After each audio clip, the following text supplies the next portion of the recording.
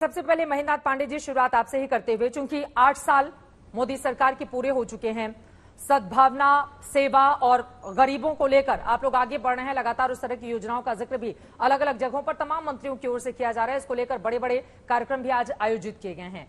मैं आपसे पूछना चाहूंगी कि 8 साल पूरे होने के साथ ही साथ वो कौन सी उपलब्धियां हैं जिसको आप गिनाना चाहेंगे, और इसी के साथ चूंकि हम ये दंगल कार्यक्रम कर रहे हैं जिसमें ज्ञानवापी को लेकर दंगल छड़ा हुआ है, और आपने तो बहुत लंबा अरसा वाराणसी में गुजारा है, आपने वहां पर पढ़ाई लिखाई की, गंगा नदी में भी आप बचपन में छलांग लगाते थे और पूरी की पूरी नदी पार कर जाते थे, उसके बारे में मैं आऊंगी, लेकिन उसके पहले आपकी विशेष टिप्पणी 8 साल पूरे होने पर। चित्रा जी, आपका बहुत धन्यवाद। आपने 8 साल पूरे होने पर जो सवाल उपस्थित किया है, ये सुशासन और सेवा और गरीब कल्याण को समर्पित 8 साल में जो सरकार ने काम किया है माननीय मोदी जी का, मैं एक वाक्य में कहूं तो लोकतांत्रिक भारत में इसको आज भी है और कल भी रहेगा, और भविष्य में रिसर्च स्कॉलर भी डेमोक्रेटिक इंडिया का मोदी युग के रूप में परिभाषित करेंगे। और इस मोदी युग ने सरकारों में रह करके अहंकार, दबाव, लोभ, लालच, भोग, विलास के कल्चर को बदल दिया है। ये 8 साल ने सेवा कैसे सरकार के माध्यम से की जा सकती है, संसद के केंद्रीय कक्ष में नेता चुने जाने के दिन और संसद के माथा टेक के संसद कक्ष में प्रवेश करते समय से जो मोदी वचन है कि हमारी सरकार गरीबों के लिए समर्पित है, वो वचन कंटिन्यूअस अपनी सब योजनाओं के माध्यम से, जिसका अनेक बार चर्चा हो चुकी है, मैं उसमें ज्यादा समय नहीं लूंगा, कि चाहे वो जनधन हो, चाहे वो आयुष्मान भारत हो, गरीब कल्याण के जितने भी उपक्रम हैं, ठीक है, लोगों को गैस सिलेंडर, जो भी, कुल मिला के आप क्वालिटेटिव देखिए चित्रा जी कि कैसे भारत के अंदर गरीबी के जीवन जीने वालों का जीवन स्तर और बेहतर डिलीवरी सिस्टम से मोदी सरकार ने किया है, और आज पूरा देश इसको स्वीकार कर रहा है, और वह क्रम आगे भी जारी रहेगा। एक उत्साह की बात, मैं आज 8 साल की पूर्णता के कार्यक्रमों में हम जगह जगह हम लोग सहभागी हो रहे हैं। जनता पहली बार ऐसा हो रहा है कि 8 साल पूरी होने वाली सरकार के प्रति आगे के लिए भी भरोसेमंद है कि जो कर रहे हैं ये कर रहे हैं, आगे भी यही करेंगे।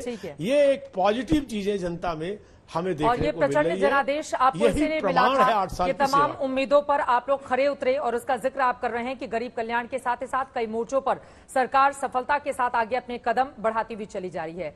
अब मैं आ जाती हूं महेंद्रनाथ पांडे जी, चूंकि वाराणसी एक बड़ा मुद्दा है, आपके एजेंडे में ज्ञानवापी कहां पर है, और जो शिवलिंग की तस्वीरें सामने आई हैं, हिंदू पक्ष की ओर से दावा किया जा रहा है, उसको लेकर आपकी सोच क्या कहती है? देखिए, हम सब ऐसे मुद्दों पर हमारी आस्थाएं पवित्र हैं और शाश्वत हैं, लेकिन ये माननीय न्यायालय में विचाराधीन विषय है। हमारी पार्टी, हमारी सरकार कानून के अनुसार चलने वाली सरकारें हैं। न्यायालय के अभिमत पर ही हमारी सरकारों के आगे कदम होते हैं। मैं इस पर इससे ज्यादा टिप्पणी नहीं करूंगा। मैं आपको बताना चाहूंगा कि कैसे आज लोगों के जीवन की बेहतरी 8 साल में की गई है, उस पर यदि आप मौका देंगी तो मैं कई ऐसे बिंदु आपके सामने चर्चा करना चाहूंगा। ठीक है सर, मैं उस पर लौटूंगी, वो महत्वपूर्ण सवाल हैं, लेकिन चूंकि मुझे पूरी जानकारी है, दर्शकों को भी मैं बता दूं कि आपका पूरा का पूरा बचपन उसी वाराणसी में गुजरा है, और गंगा नदी को लेकर भी जो मैंने बात की, आपने ही हमारे इंटरव्यू में बताया था कि कैसे आप पूरी नदी तैर कर पार कर जाते थे और बचपन में आप लोग वहां पर खेलने के लिए जाते थे। 1991 वर्शिप एक्ट को लेकर बड़े सारे सवाल खड़े हो रहे हैं, तो जरा उस पर भी चर्चा हो जाए, क्योंकि देश की निगाह ज्ञानव्यापी पर टिकी हुई है और सरकार की सोच क्या है ये सामने आना बेहद जरूरी है। महेंद्रनाथ जी, देखिए चित्रा जी, आप गंगा नदी में मेरे तैरने पर चर्चा करना चाहेंगी, स्वागत है।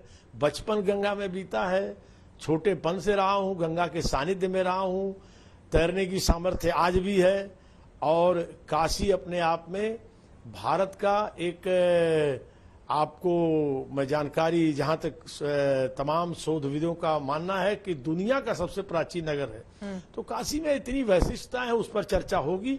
इस पर जो मैंने आपसे कहा, जो तस्वीर मैं दिखा रही हूं इस वक्त, वो ये बातें शिवलिंग आपके है सामने मैंने या जो टिप्पणी फव्वारा? की, इस पर जो मैंने आपको टिप्पणी की, आस्था हम सबकी अटूट है, लेकिन न्यायालय हम सबके कानून के राज में सर्वोपरि है। और हम आपसे चर्चा कर रहे हैं काशी के वैविध्य पर, जो आज नरेंद्र मोदी युग में काशी का भी जो दिव्य भव्य रूप, उसका विकास, उसका इंफ्रास्ट्रक्चर, एक नई काशी की जो अनुभूति है देश और देश के बाहर के लोगों को, वह भी एक उत्साहवर्धक है इस 8 साल की उपलब्धियों में। ठीक है। और इन गरीब तस्वीरों कल्याण के के सामने कामों आने के साथ-साथ। बाद महेंद्रनाथ पांडे जी, आपके जेहन में क्या ख्याल आया, ये मैं आपसे समझना चाह रही थी।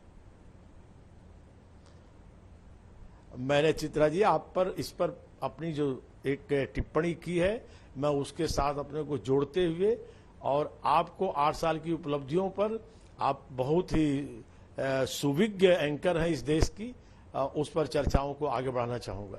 ठीक है। अब मैं जल्दी से एक सवाल, मुझे पता है कि आपको कहीं जाना भी है, इसलिए एक आखिरी सवाल मैं आपसे जानना चाहूंगी। चूंकि राम मंदिर मामले में हम सब ने देखा कि कितनी देरी से फैसला आया, इस पूरे मामले में अब कमीशन की रिपोर्ट चूंकि देश के सामने है, वीडियो फोटोग्राफ्स देश के सामने है, क्या ऐसा नहीं होना चाहिए कि कम से कम तेज रफ्तार से पूरी की पूरी जांच आगे बढ़े, ताकि जो भी इस पूरे मामले का सच हो, जिस भी पक्ष का हो, सर्वे का वीडियो सामने आने के बाद क्या फटाफट फैसला होना चाहिए?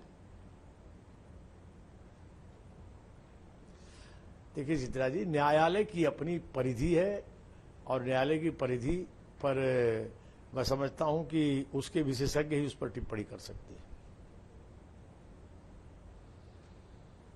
ठीक है साहब, बहुत शुक्रिया आपका आज तक से जुड़ने के लिए। केंद्रीय मंत्री हमारे साथ जुड़े हुए थे 8 साल मोदी सरकार के पूरे होने पर। जी बहुत बहुत धन्यवाद चित्रा जी। जी।